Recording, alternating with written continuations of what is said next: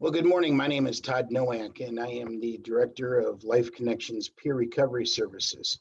What I'm going to be bringing to you today is talking a little bit about our organization. My name is Todd Noack, and just needed to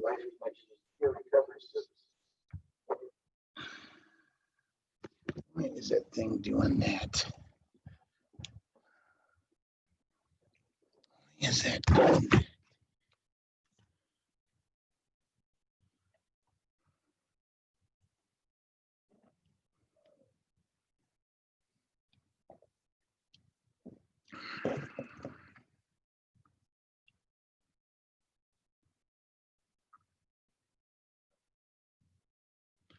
Hello.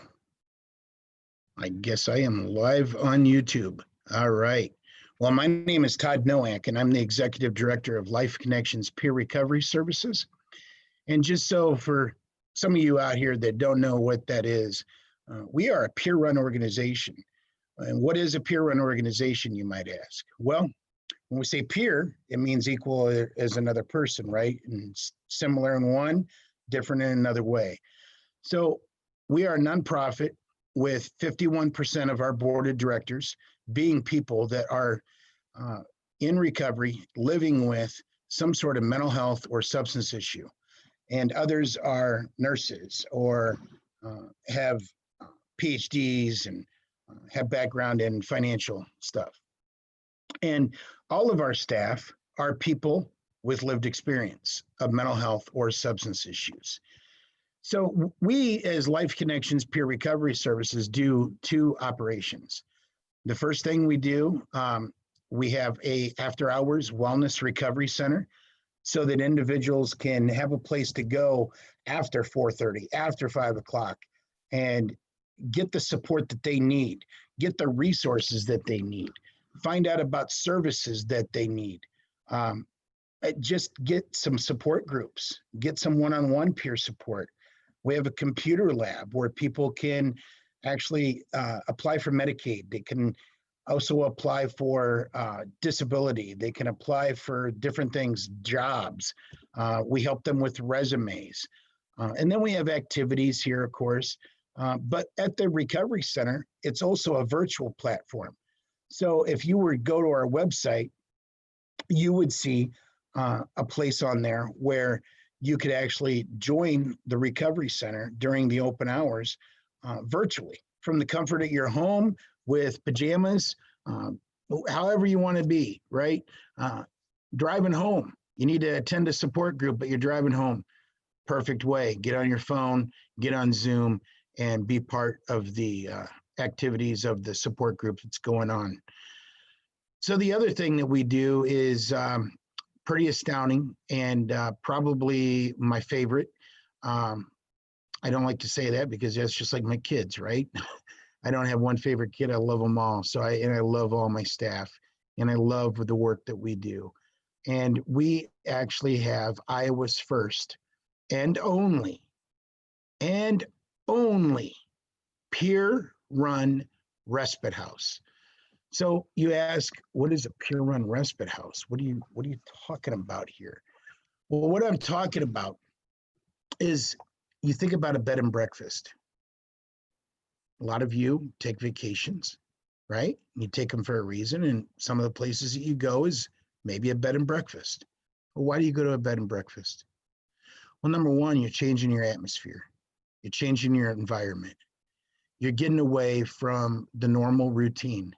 You're getting away from all the things that are really going through your work, your living, all them things in your life you're getting away from to re-energize yourself, to spiritually be in a place where you can come back fully energized and live your life, right?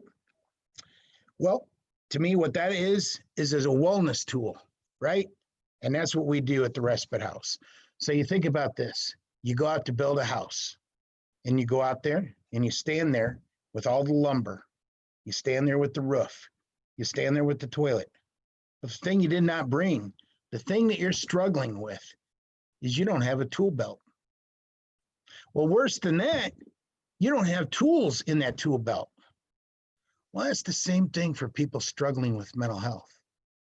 You can't build that house, and they can't move forward in recovery if they don't have the tool belt. But most of all, if they don't have the tools in that tool belt to support them along the way. So in order to get that tool belt, in order to get that set of tools to build that house, you surely can't lift a roof by yourself or do the walls by yourself, right?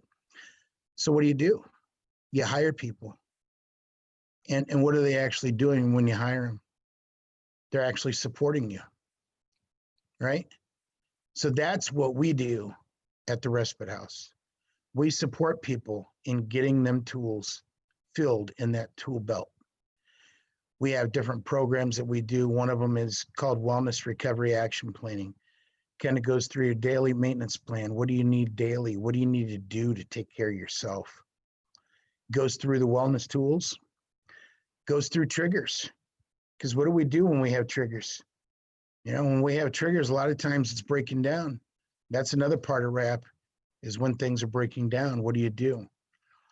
How do you handle that? Who do you call? And when you talk about who do you call, that's another part of RAP, is support system. They say in your recovery that you need to have 5, at least a minimum of 5 people that are your support. A lot of the reasons why is you may have somebody that helps you with your financial, somebody that helps you with cleaning, somebody that helps you with just being there to talk to, another with another life-altering experience, right?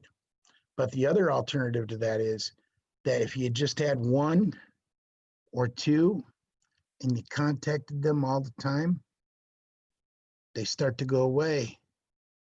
They start to go away because you're overwhelming them, right? So the other thing that we do at the Respite House is we're just there to listen. And a lot of times people want to be heard. And that is the problem with society today. Not just mental health, but in general. But most of all, mental health and substance issues. There's a reason they're struggling. There's a reason they're using. Part of that reason is if we just open up our ears and our heart instead of our mouth, we can really support an individual that's struggling right then and there. They don't need us to do it for. They don't need us or you to tell them what to do. They know most of the time a lot of what to do. They just need the support in doing it. Excuse me. Thank you very much. So we're there to listen. And one of the things that we do is we hold the hope for them and give it back to them when they go home. So the Respite House is a place that they can call and get support 24/7 too. We have, like I said, staff and volunteers that are there to help individuals, even if they don't need to come and stay. We're there to listen. Again, we'll give you the time 24/7. And all you got to do is call the number on our website. We're there. So you may ask, well, how do people find out about the house? Well, they call the number. And what does it take to get into the house? Well, number one, it takes the individual. So, you may be at a doctor's office, you may be at a therapist's office, you may be at even the law enforcement, and they say, oh, you need to go to Rhonda's house. Well, maybe that's not what they want to do. Maybe they want to do something else. And maybe it's not a bad idea, but maybe it is. But number one, if they don't want to come, it's not going to work, right? You ever have kids? You tell them what to do, they do the opposite.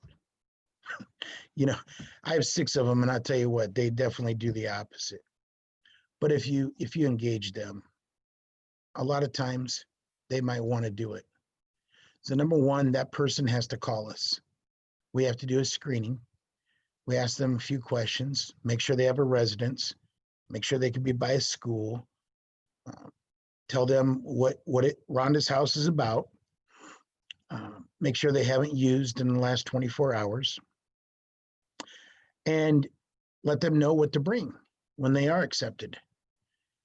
And when they come out, it's up to them how long they want to stay. If they just want to stay an hour, if they want to stay 7 days, they can stay up to 7 days. A lot of people ask, well, can I stay over a week? We would love for that to happen. If we had more houses, might be a possibility. Excuse me. But situation is, there's a lot of people out there struggling, so we have to be able to give them the time. So the 7 days is the max stay because we have a 3-bedroom house. And again, while they're there, we don't take anything from them. If anything, we give them. So they have a lockbox in every bedroom. If they need to, what they can do is they can put their cell phone in there, their medication in there. They get a key to their lockbox and a key to their room. It's privacy, right? We don't need to take things from them or take doors off of a hinge. They're people. They're humans.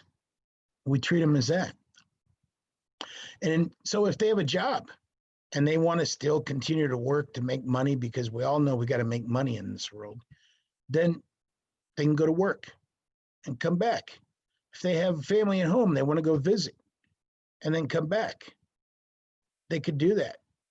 Again, changing your environment can really be a huge thing in your recovery. I know for me, one of my things is going to the gym and getting into the water and doing water aerobics and doing the water volleyball with the seniors. I'm changing my environment. I'm in another place, another family, right? It's helping my wellness. And if the mind, the body, the spirit, any one of them are broken, they're all broken. So the other thing I'm coming to you with today, after I tell you all this doesn't happen alone. You know, we get our major funding through the Eastern Iowa Region Crisis Services because they believe in us and they've seen the work that we've done and we continue to do. But folks, this work cannot continue without you. It's your neighbors, it's your family, it's your friends, it's your coworkers, it's your boss, it's your employees, it's your garbage man, it's your city council man. It's everybody struggles with mental health and substance issues. And so we think of it like as if we were a church, right? Some people attend a church and you give an offering. That church couldn't operate without you. And we can't operate without you. So what I'm coming for you today is to tell you again a little bit about me and being a person with a lived experience of both mental health and chronic pain, having three back surgeries, neck replacement, 2 new knees, going off work at an early age. It was a dark place, but I found recovery. I found that there is hope. And I'm asking you to help individuals that are coming to hold the hope for them. So again, telling you a little about myself, telling you a little bit about the organization, I have one final question for you. What do you want to contribute? $5, $20, $100? What was that, 1,000? No, 5,000? I heard somebody say $10,000 to help keep this house going, to help keep our recovery center going, to help save taxpayer dollars. Oh my goodness. I thank you. Thank you for your contribution of $5. Thank you for your contribution of $20,000. Thank you for any donations at all that you want to give. And most of all, the people that we serve, they thank you. Their families thank you. Your neighbor, they thank you. Because tell me, have you not seen your neighbor struggle? Help your neighbor. Give to us. Thank you. Thank you. And thank you for believing in us and in recovery.